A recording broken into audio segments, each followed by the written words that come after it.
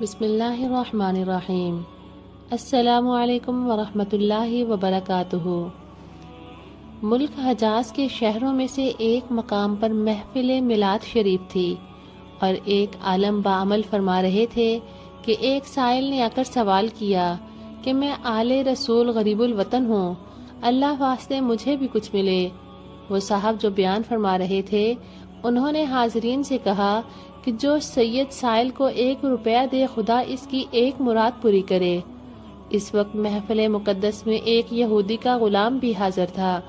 جلدی سے کھڑے ہو کر عالم صاحب سے کہنے لگا، میرے پاس 3 روپے ہیں، لیجئے اور سید صاحب کو دے کر میری 3 مرادیں خدائے پاک سے پوری کرا دیجئے۔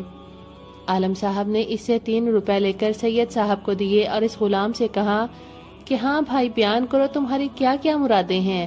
غلام نے کہا کہ اول مراد تو یہ ہے کہ میں ایک یہودی کا غلام ہوں، وہ مجھ کو آزاد کر دے۔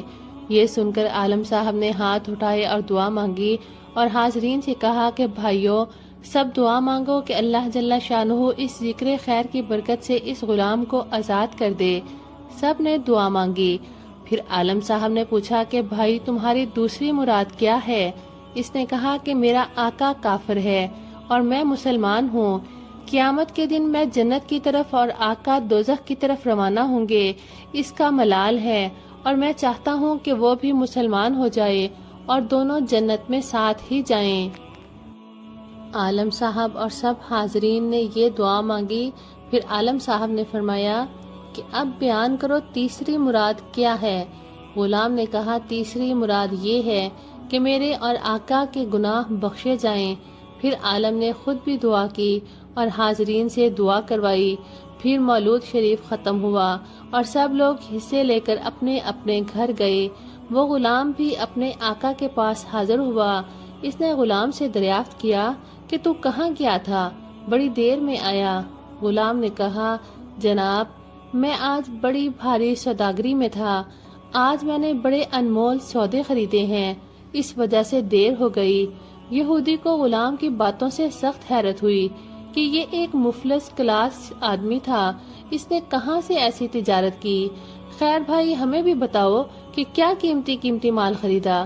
پھر تو اس غلام نے اس محفل میلاد شریف کا حال اور سید صاحب کا آنا اور عالم صاحب کا وہ فرمان بیان کیا اور کہا کہ میرے پاس اس وقت 3 روپے تھے، وہ 3 روپے 3 مرادیں پوری ہونے کے لیے دے دیے۔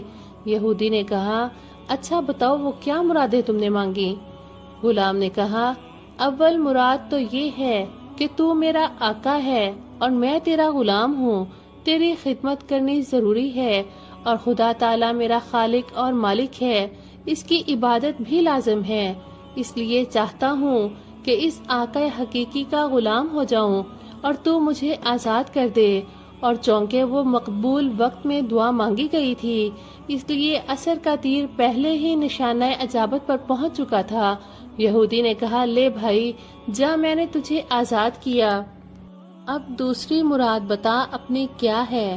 غلام نے سلام عرض کیا اور عرض کی کہ اے آقا مہربان دوسری مراد میری یہ ہے کہ میں نے مدتوں تک حضور کا نمک کھایا ہے اور میں مومن ہوں اور تو کافر ہے، قیامت کے دن میں جنت کی طرف اور تو دوزخ کی طرف روانہ ہوگا، اس لیے میں نے دوسرا روپیہ دے کر دعا کی کہ میرے آقا بھی مسلمان ہو جائیں، میں اور میرا آقا دونوں جنت کی طرف ساتھ ساتھ جائیں۔ یہودی نے کہا کہ بھائی اگر تیری یہ مراد ہے تو میں بہت خوشی سے اسلام قبول کرتا ہوں اور پڑھتا ہوں لا الہ الا اللہ محمد الرسول اللہ۔ اب بیان کر کے وہ تیسری مراد کیا ہے؟ غلام نے کہا تیسری مراد یہ ہے کہ میرے اور آپ کے گناہ اللہ پاک بخش دیں۔ یہ سن کر آقا خوش ہوا۔ پھر اسی رات کو وہ 9 مسلم خواب میں کیا دیکھتا ہے کہ اللہ پاک ارشاد فرماتا ہے شاباش تجھ کو جو بات تیرے اختیار میں تھی یعنی غلام کو آزاد کرنا اور خود مسلمان ہونا وہ تو نے کیا، اور تیسری مراد غلام کی یہ ہے کہ تیرے اور تیرے غلام کے گناہ بخشے جائیں، وہ میرے اختیار میں ہے۔ یہ تیسری مراد بھی غلام کی پوری ہوئی کہ میں نے اپنے حبیب کے ذکر خیر کی برکت سے تجھ کو اور تیرے غلام کو اور اس عالم کو اور سید صاحب سائل کو اور تمام حاضرین کو بخشا اور جنت الفردوس عطا فرمائی۔ یہودی جب خواب سے بیدار ہوا تو غلام کے ہمراہ عالم صاحب کے پاس حاضر ہوا اور تمام ماجرا خواب کا مجمع عالم میں بیان کیا اور ایمان میں خوب مستحکم ہو گیا۔ اللہ جل شانہ کو جو محمد مصطفیٰ صلی اللہ علیہ وسلم کے ساتھ لگاؤ اور نسبت ہے وہ کون سمجھ سکتا ہے؟ ہر شخص اپنی سمجھ کے موافق کہہ جاتا ہے۔ یہ دو جملے لا الہ الا اللہ، دوسرا محمد الرسول اللہ۔ اول تو یہ کہ اللہ تعالی محمد صلی اللہ علیہ وسلم کے نام کو اپنے نام کے ساتھ ملا کر اس کلمہ کو تمام کائنات میں ڈنکا بجوا دیا۔ دوسرا یہ کہ اسلام میں داخل ہونے کا پہلا سبق یہی ہے۔ تیسرا یوں تو اس کلمہ طیبہ کے بے حد فضائل ہیں، لیکن لا الہ الا اللہ پہلے کیوں ہے؟ اس لیے کہ اس کے پڑھنے سے قلب صاف ہوتا ہے۔ مشیت الہی یہ چاہتی ہے کہ پہلے اس سے اپنے دلوں کو صاف کر دو۔ اس وقت میرے محبوب صلی اللہ علیہ وسلم کا نام محمد الرسول اللہ دل نشین کرو تاکہ انوار تجلیات الہی دلوں کے پاک صاف حجروں میں کماحقہ اور جلوہ گر ہوں۔ چوتھا یہ کہ اپنے دو ناموں کے درمیان میں اپنے محبوب صلی اللہ علیہ وسلم کا نام رکھا، یعنی جملہ لا الہ الا اللہ میں موجود ہے اور دوسرے جملے محمد رسول اللہ میں موجود ہے اور بیچ میں جناب محمد مصطفیٰ صلی اللہ علیہ وسلم رونق افروز ہیں۔ پانچواں یہ کہ اول جملے میں بھی 12 حروف ہیں اور دوسرے میں بھی۔ چھٹا یہ کہ اپنے جملے کے تمام حروف کو بغیر نقطے کے رکھا تو محبوب کے جملے کو بھی تمام حروف کو بغیر نقطے کے رکھا۔ ساتویں یہ کہ کتنا ہی لا الہ الا اللہ کہے جاؤ جب تک محمد رسول اللہ نہ کہو گے داخل اسلام نہ ہوگے۔ تعظیم سے لیتا ہے خدا نام محمد، کیا نام ہے اے صلی علی نام محمد۔ قرآن میں جنت میں سر عرش سر لوح، کس شان سے خالق نے لکھا نام محمد۔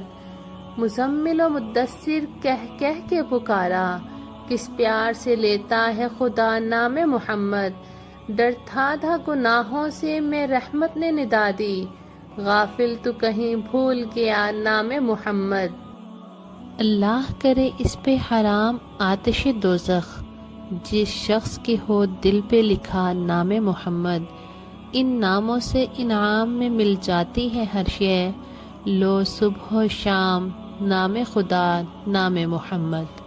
آنکھوں میں بسے دل میں رہے ہونٹوں پہ آئے، طیبہ کی فضا یاد خدا نام محمد۔